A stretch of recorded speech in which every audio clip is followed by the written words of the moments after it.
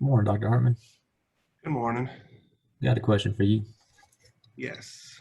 How can When will we see grades and such? I, when I start grading now, I'm gonna try to start this weekend. All right, awesome. Thank you. Yeah. Sorry, Devin Heimel sent me a question regarding verifying the behavior of a circuit. And so I'm trying to play with that. Let me share what I've got going on with LT Spice since I think he's on. Yeah. Yeah, I'm here.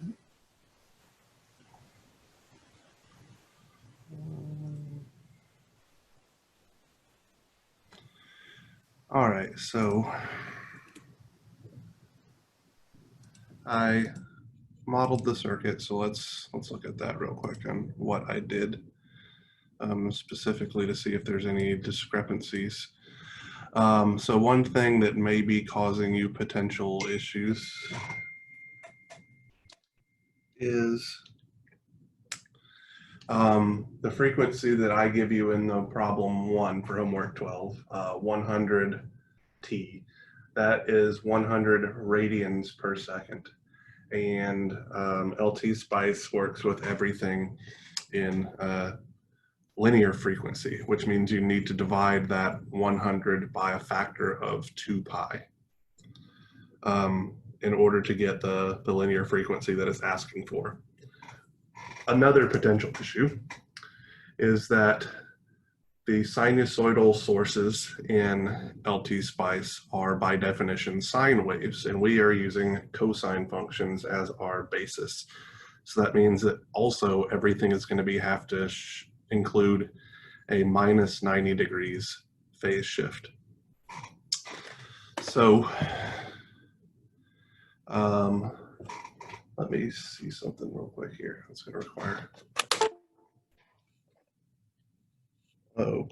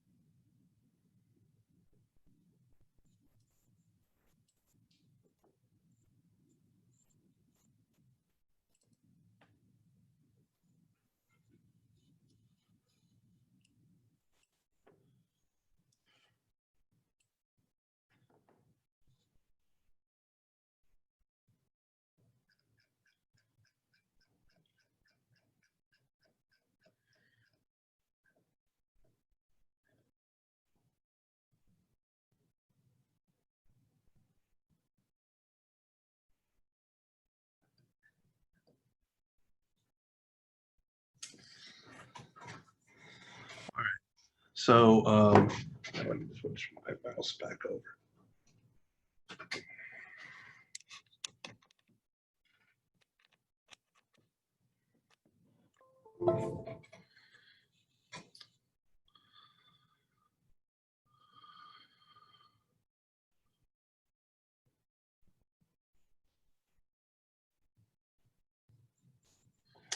All right, so if I run a simulation here, let me make this bigger. Zoom to fit. I can simulate my nodal voltage, but notice that it starts out kind of strange. It has this little dip, and then this peak is larger. I don't know if you can see my mouse, but this peak is larger than the subsequent peaks. And the reason for that is because there is actually a transient that's going to occur in real life circuits that we are not worrying about right now. We are looking at steady state sinusoidals, so these have been excited sinusoidally for an infinitely long time before we look at them, but our simulation has to start from a zero initial condition state. So we can't look at that very first, probably the first few peaks in order to determine exactly what's going on. We need to look a little bit later after the implied transient condition inside of the simulation has decayed. So I've plotted the voltage here. My my result for the voltage simulation, and I hope this works or I'm going to look like a buffoon, but it looks at least like the magnitude is probably correct. I got 16.823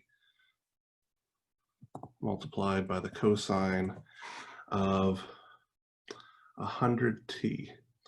So that is, I'm trying to think of, maybe I just do it 100 times time. No, because that will be in, let's see, so that's in radians per second. So times 180 I think you have, yeah. over pi times time minus 5.065. So that is something in degrees times time minus something in degrees. So let's see. And I'm a bit confused because why does 16.823? It's the ranges. Scaling. Yeah, the scaling. That's 100% what it is. So let's put it at, let's see, 28 and minus 20. Thick is 4. So it appears that my answer is exactly 180 degrees out of phase. So my question then is, so if I'm converting cosine to sine, I bet I was supposed to have added 90 degrees, not subtracted. So I think I did my conversion backward there. So it was positive 45, so that will be in 135. Let's try this again. And let me try one other thing here real quick.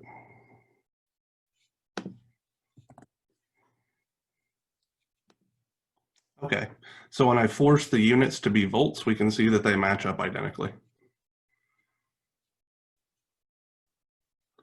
Beyond that first little hiccup where the transient condition was happening. Okay. So you just had to add units to it. The units, yeah, the units were there, and the reason why I didn't necessarily use units in the transient analysis problems, they would have worked fine for an overdamped system, and they would have worked fine for an underdamped system, but for a critically damped system, for whatever reason, the coefficient that has a unit of volt per second or amps per second causes LT spice to kind of freak out. I guess it doesn't like having, so one coefficient has units of, say, amps per second, and the second coefficient just has units of amps, and it doesn't like that the coefficients have different units. But this was just my lazy way of, well, I don't want to go mess with the settings on the side, so if I can force this to be a voltage, it'd put it on the same left-hand scale. You could have alternatively just change the right-hand scale and they'd match up, and I guess I should prove that real quick.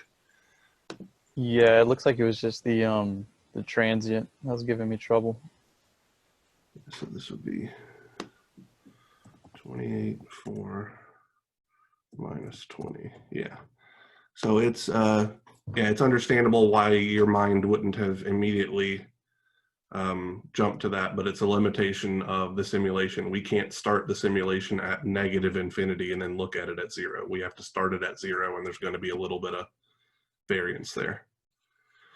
So for probably the first 1 or 2 cycles of your sinusoid, and potentially longer, just, I mean, I know this, if you looked at this over, like, so this thing is oscillating at roughly 16 cycles per second.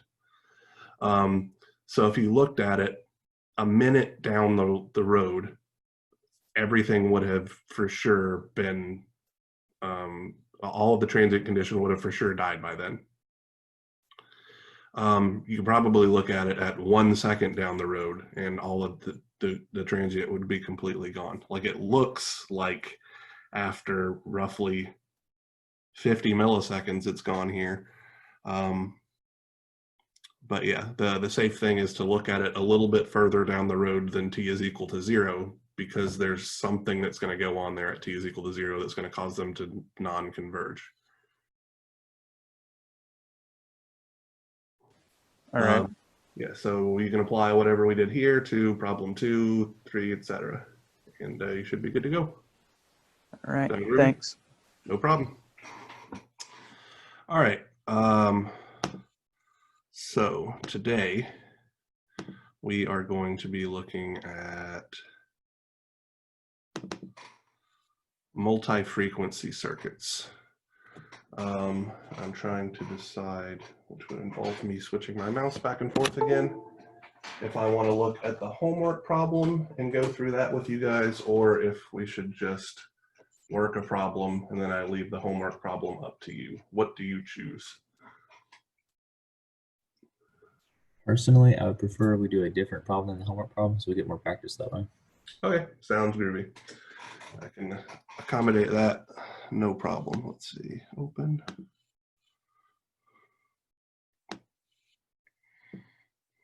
I will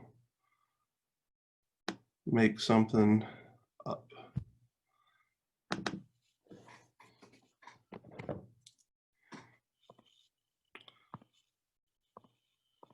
Oh. Oh. Share this.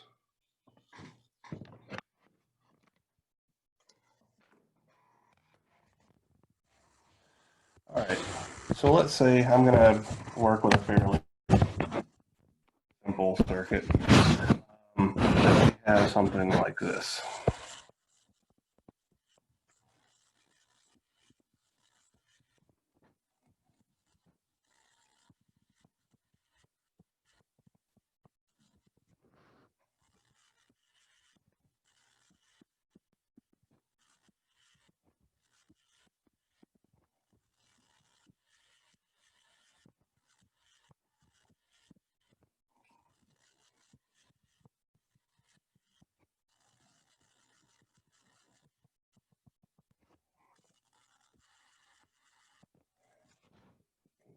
Let's call this guy Vs of t and this guy Is of t, where Vs of t will be 10 cosine, that does not look like an S,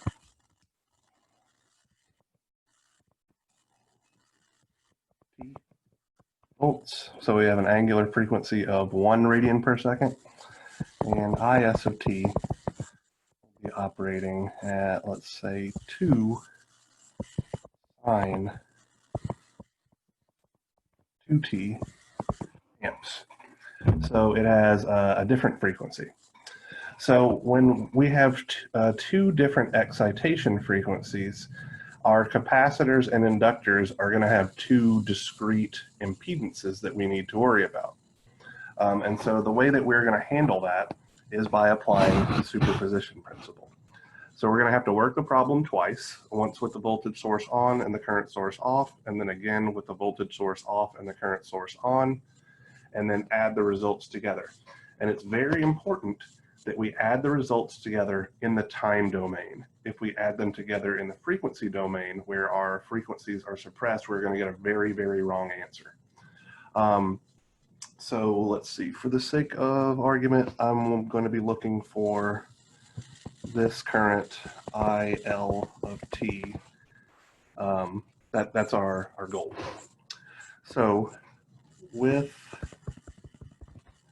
voltage source on and current source off, in the frequency domain, our circuit is going to look like this. So let's see, this is going to be 10 angle 0 degrees volts.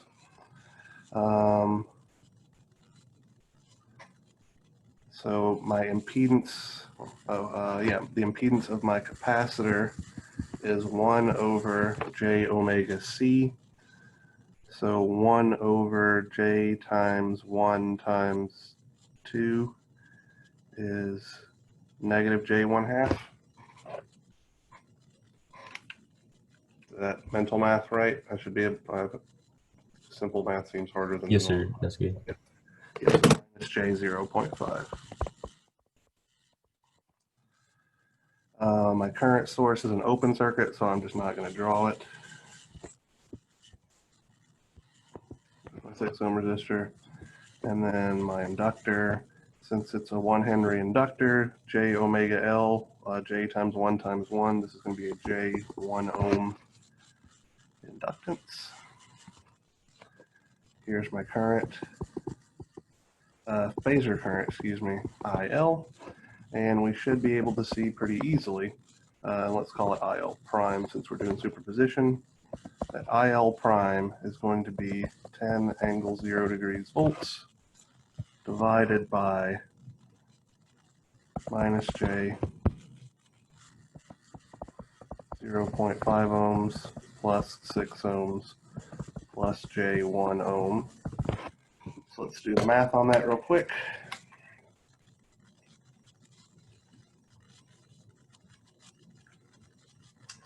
So that's going to look like 6 plus j 1/2.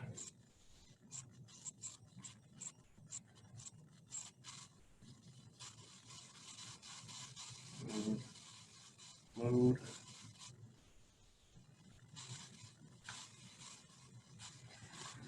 So I got 1.661 angle negative 4.764 amps. So in the time domain, IL prime of t will be 1.661 cosine t minus 4.764 degrees amps. And I forgot my degree symbol there. So nothing wild or crazy there, just using good old Ohm's law. With current source on and the voltage source off, we are going to have the following circuit. So we're going to have a short circuit.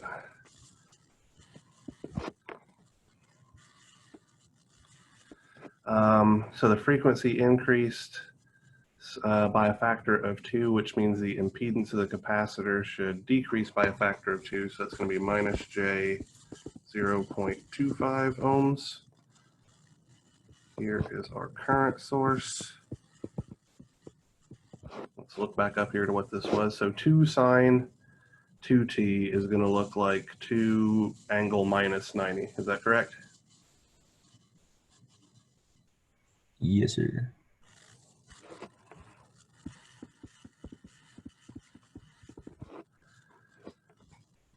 We have our 6 ohm resistor. This is going to look like a 2 ohm, J2 ohm inductor. And we want IL double prime. So I'm going to get that using current division.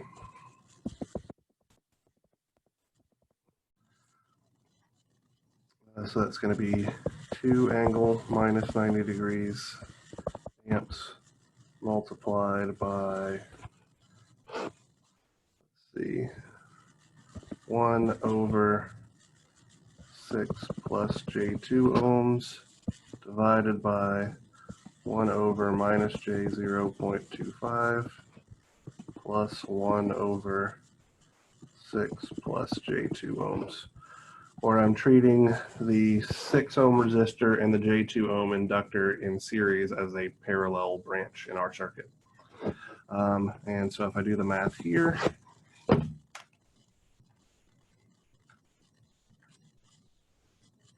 2 angle minus 90 times 1 over 6 plus 2j 1 over negative 0.25j plus 1 over 6.2j.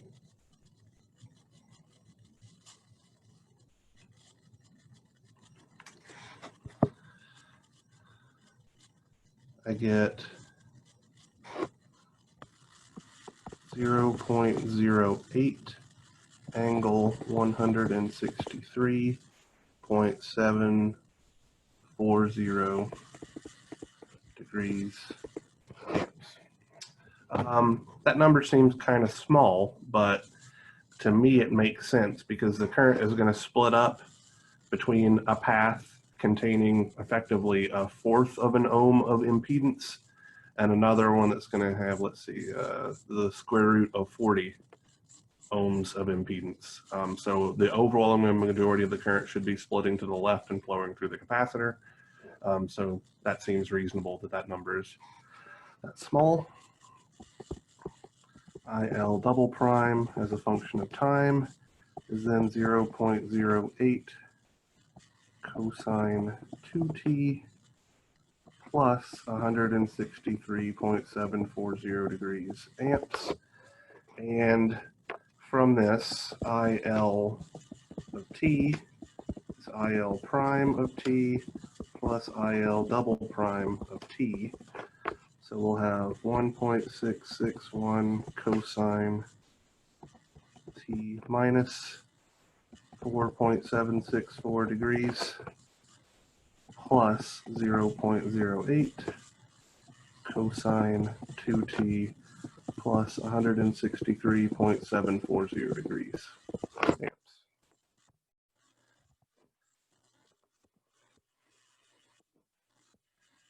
We cannot simplify this answer any further. So if we excite at 2 different frequencies, then our answer should have a component at each of the different frequencies. There's no way to combine these 2 different terms. So that's why it's so very, very important to do your additivity property of linearity in the time domain, because there's nothing preventing you from adding these complex numbers together and getting a numerical answer. However, it's going to be wildly wrong because by definition, the phasors have the frequency component suppressed. So it's a very, very easy mistake to make that, oh, I have this answer, and they're both complex numbers, so I can add them. In this case, you absolutely cannot because we're working at 2 different frequencies.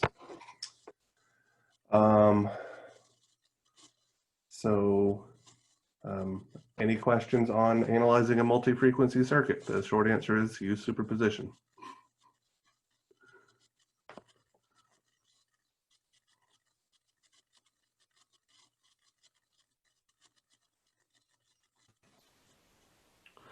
All right. Oh, go ahead. I did have like a quick question on homework 12 for the last problem. Okay. The superposition problem. Is it fine to so once you find the impedances of those 2 inductors, can you just combine them into like a generic circuit component? So in the middle branch, you're saying you could treat the 56K in series with the 2 112 millihenry. Once you get all those to impedance, you can treat it as a single circuit element. Absolutely. Okay, I was just making sure. Yeah, when they're all in series, it doesn't particularly matter. So let's see. So that would eliminate several nodes when you're doing your nodal analysis if you treat it as a single circuit element, which is based on, I guess, the wording of my question, kind of how I'm expecting you to do it, since if you put your reference node on bottom, the voltage drop over the 33 picofarad capacitor, that node at the top of that can be one node. The node at the top of the 92 picofarad capacitor could be another node, and the node at the top of the current source could be a third node, and that's all you need. Whereas if you don't do that, then you're going to have, 5 nodes to worry about? That seems meaner than I had intended. So not only can you do it, I would encourage you to combine those into a single equivalent impedance and go from there. Yeah, that's what I did. I was just making sure if that's a-okay. Yeah, and you could do the same thing. It wouldn't limit your number of meshes, but it'll make your math a little less hinky of having 5 terms in your mesh 2 loop as opposed to just 3. All right. Any other questions on this? I mean, based on your experience in circuit analysis, this is nothing but adding one more additional step to handle the fact that you've got more than one frequency. It's nothing different than what we've been doing. All right. Gosh, I'm trying to remember what the next topic is supposed to be.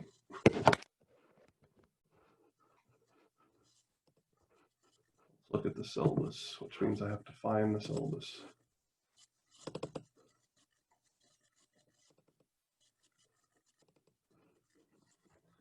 I think we're going to get into power.